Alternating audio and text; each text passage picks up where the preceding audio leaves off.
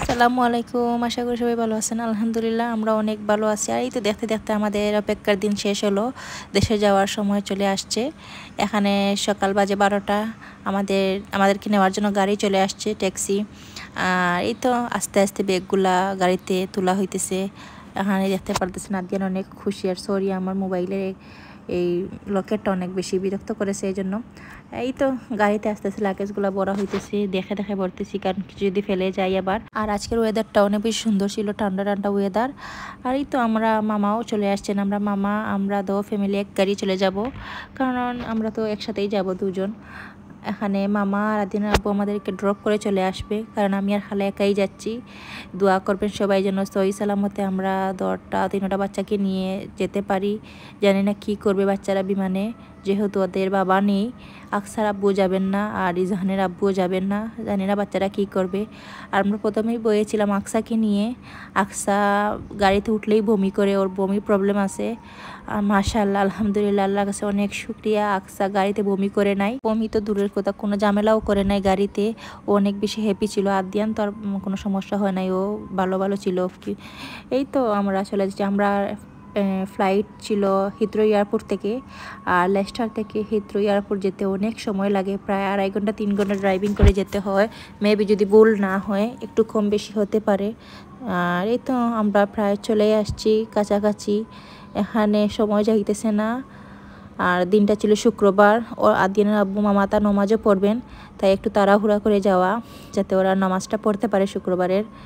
আর এই তো একটা ভালো লাগা কাজ করতেছে এয়ারপোর্টের কাছাকাছি এসে। আমার তো হার্টবিট পুরা কাঁপতেছে, হাত পাও কাঁপতেছে, যে এতদিনে হয়তো এই বুঝি স্বপ্নটা পূরণ হলো, বাংলাদেশে যাওয়ার ইচ্ছা।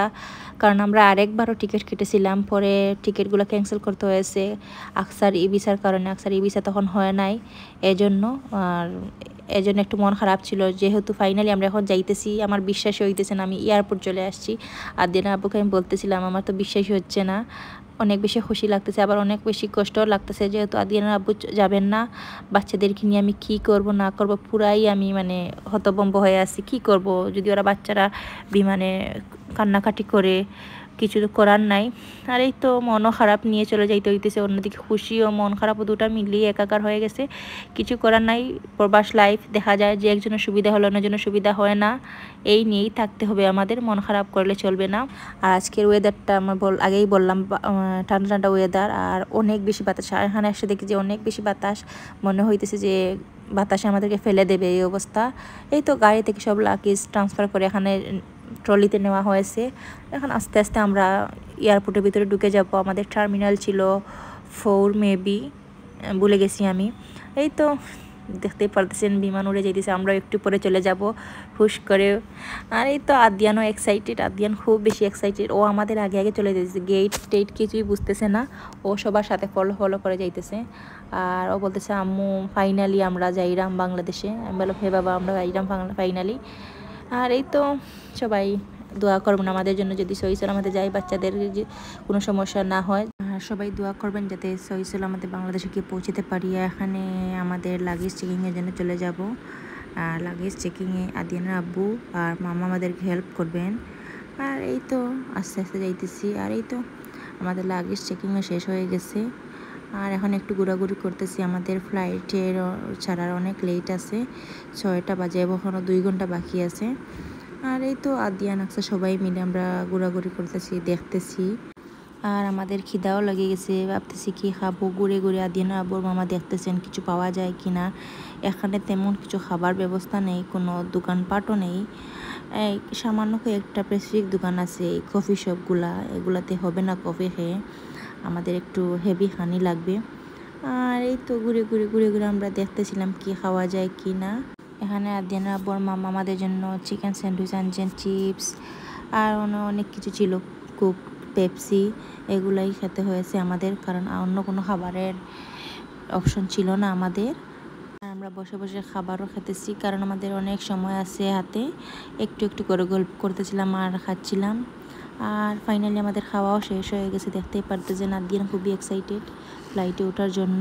খুব ইচ্ছা ছিল বিমানের জানালার সাইডে বসার, কিন্তু হয় নাই, বাচ্চাদের জন্য আমাদেরকে দেওয়া হয় না বিমানের মানে জানালার সাইডে। এটা মনে মনে খুবই কষ্ট পেয়েছিলাম। তখন আদিন আবু বলতেছিলাম আমরা যে যাবার সময়ও জানালার সাইডে কোনো সিট পাই নাই, এখনও সেম অবস্থা। এ দুঃখ কাকে প্রকাশ করবো বলো তো। এই তো আমরা বিমানে উঠে পড়েছি আর আমাদের সিটেও বসে পড়েছি, আর অলরেডি ফ্লাইটও ছেড়ে দিয়েছে। আর আসার পরপরই আমাদেরকে একটা ড্রিঙ্কস দিয়েছে। আর এই তো আমার মোবাইলে তেমন চার্জও ছিল না, তাই হালকা পাতলা ভিডিও করতেছিলাম, বেশি লং ভিডিও করতে যাই নাই। এখানে ইউএসবি কেবল ছিল, আমাদের টাইপ সি কোনো অপশন নাই, তাই আমি চার্জে লাগাবার কোনো অপশনও পাই নাই।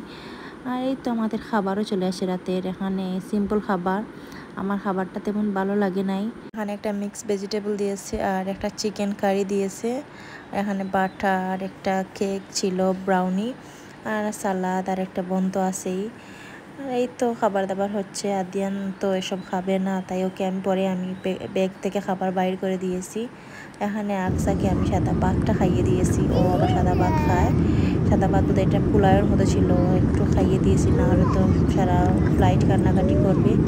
আর ওইদিকে খাওয়া দাওয়ার পর আদিয়ানও ঘুমিয়ে পড়েছে, আর ওইদিকে ওনার ঘুম নেই চোখে। আর অবশ্য মাশাআল্লাহ যেটা চিন্তা করেছি আকসা ফ্লাইটে কি করবে না করবে, আলহামদুলিল্লাহ আমার মেয়ে কিছুই করে না। বেশি রেকর্ড করতে পারি না, এই কারণ আমার মোবাইলে চার্জ ছিল না, একটু করে মোবাইল অফ হয়ে গেছে।